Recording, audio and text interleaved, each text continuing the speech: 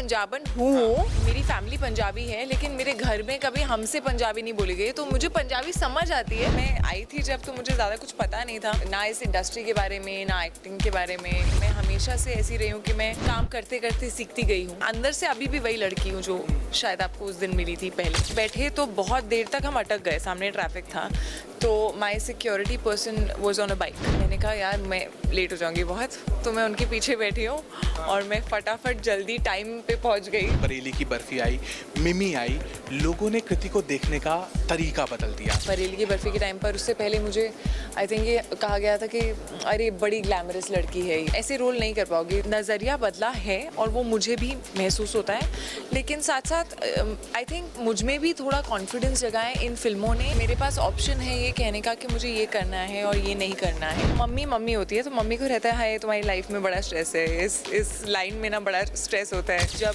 कहीं मॉल में चल के जा रहे होते हैं, तो अगर कहीं मेरी फोटो दिखती है तो वहाँ रुक जाते हैं 2 सेकेंड। एक मैनिफेस्टेशन बायोपिक करनी है, कभी कोई फिल्म शूट हो अगर, तो ज़्यादा लंबे टाइम के लिए आऊँगी, तब आपसे वापस मुलाकात होगी।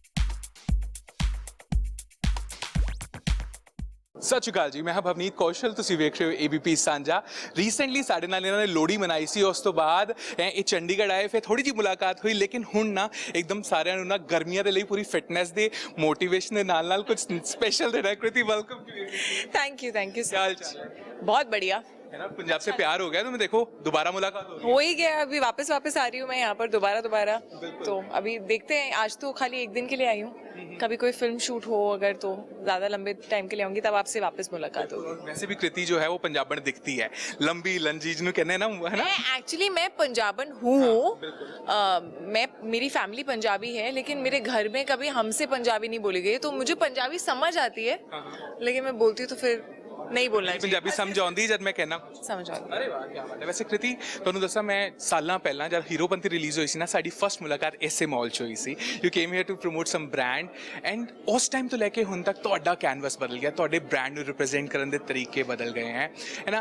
How do you see this journey specially, क्योंकि मैं उसको देखता हूँ कि कृति का जो कद है वो बहुत ऊंचा हो चुका है। उस मामले तो वैसे ही बहुत ऊंचा है के मामले नहीं, ऑब्वियसली जर्नी है।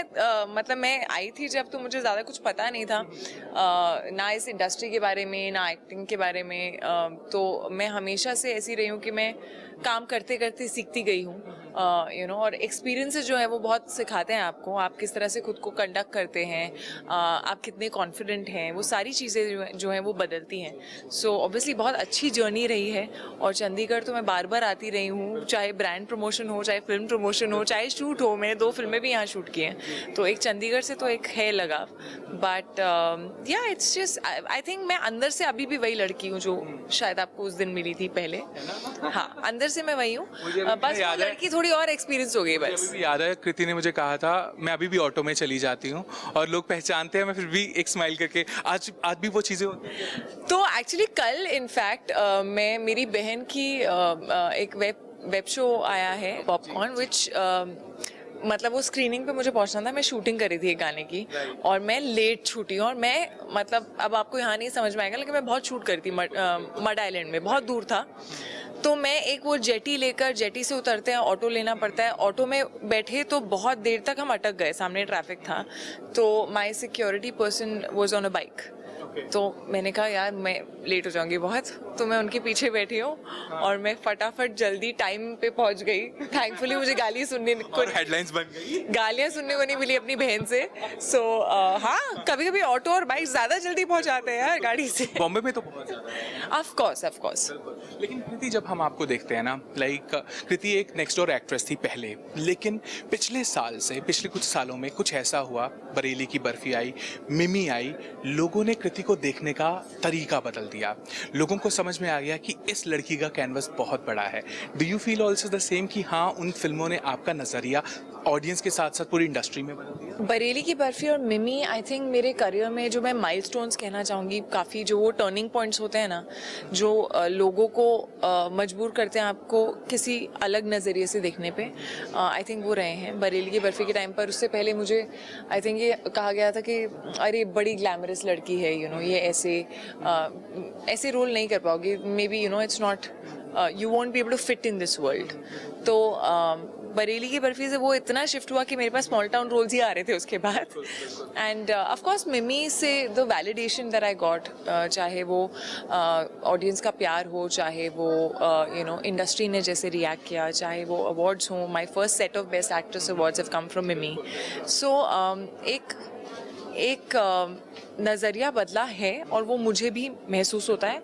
लेकिन साथ साथ आई थिंक मुझ में भी थोड़ा कॉन्फिडेंस जगा है इन फिल्मों ने, and the fact that people loved me in films which were on my shoulders more, and where I was playing a very very central character. तो आपको ये कॉन्फिडेंस देता है कि यार एक्चुअली मैं अच्छी फिल्म करूँ, लोग मुझे देखना पसंद कर रहे हैं. सो एक कॉन्फिडेंस आता है to take risks, to just go beyond what is normal and usual and project, and do a film that's really got all heart. हम सारी चीज़ें देखते भी हैं, उसके बाद आपकी जो चॉइसेस हैं वो भी कहीं ना कहीं बहुत मुश्किल हो जाती होंगी, क्योंकि अब होता है अच्छा यार अब मैडम क्या लेकर आएंगी, अब कृति क्या चूज़ करेगी, क्योंकि सबकी नज़र रहती हैं. हर बार खबर सुनते हैं कि ये ग्रैंड फिल्म आ रही है, ये है, इसमें नाम सुन रहे हैं. सो ये चॉइसेस डिफ़िकल्ट होना एक एक्टर के लिए लकी होता है.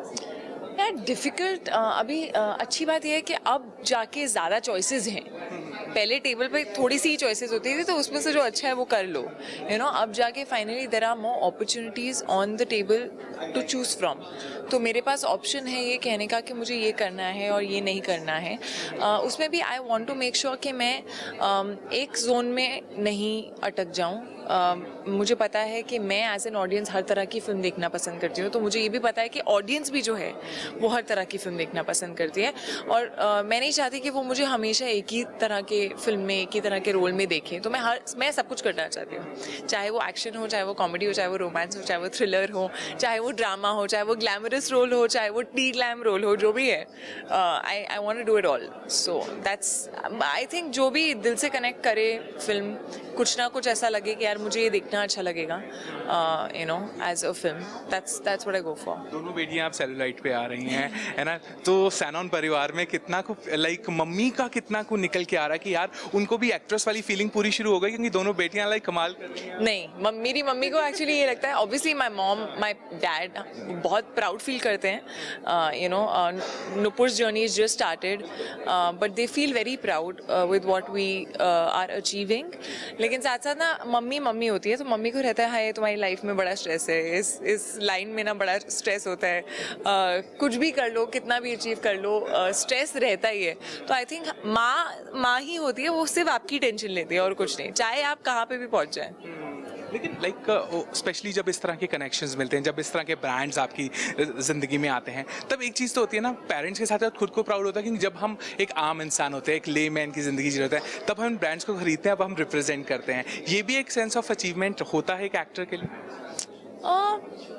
I think any small thing is an achievement for parents के लिए. मतलब छोटी से छोटी चीज़, चाहे वो एक बिलबोर्ड हो, चाहे वो टीवी पे कोई ऐड आ रही है, आज भी कोई भी ऐड आ रही है तो सडनली मेरे पेरेंट्स रोक लेंगे वो चैनल.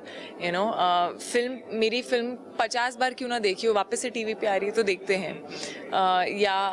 जब कहीं मॉल में चल के जा रहे होते हैं, तो अगर कहीं मेरी फ़ोटो दिखती है तो वहाँ रुक जाते हैं 2 सेकेंड. तो वो तो आई थिंक पेरेंट्स ही होते हैं हर किसी के.